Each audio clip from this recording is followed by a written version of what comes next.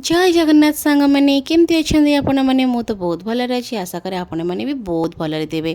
तो आज चलते तो गोटे लाउ रेसिपी आपन को देवी प्योर भेज वाला। तो मुझे भाविली लाउरे तो सबकि पारे सब करें आपन कौन गोटे रेसिपी सेयार करी ता भितर भाबू भाबू टे खेचड़ी बनईदेली। खेचड़ी बनैला भितर भाभी कि मसुर डाली आ लाउ रेसिपी प्योर भेज वाला आपन को करके देवी।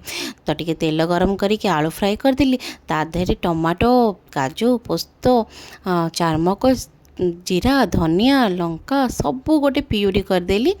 तापर ता सहित टिके लाउ को कषिदेली ताको टिके लाउरे टिके पानी अंश थाए से टिके भलसे कषिदेला परे तार टेस्ट ही अलग। तापर ताको कषिला परे मसुर डाली पकईदेली।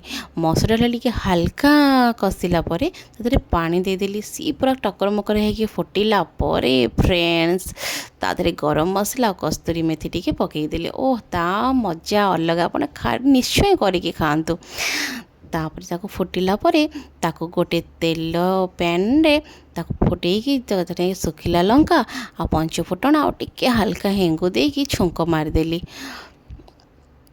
तापरे देखो केते सुंदर हो गला हमर लाउ मसुर डाली रेसिपी। तापरे शाग बनईदेली। तापरे प्रस्तुत हो गला मोर खेचड़ी मसुर डाली लाउ तरकारी आउ शाग। आपण मैंने देखिए कहतु केमती लगुच निश्चय घर भी बनई खातु। जय जगन्नाथ।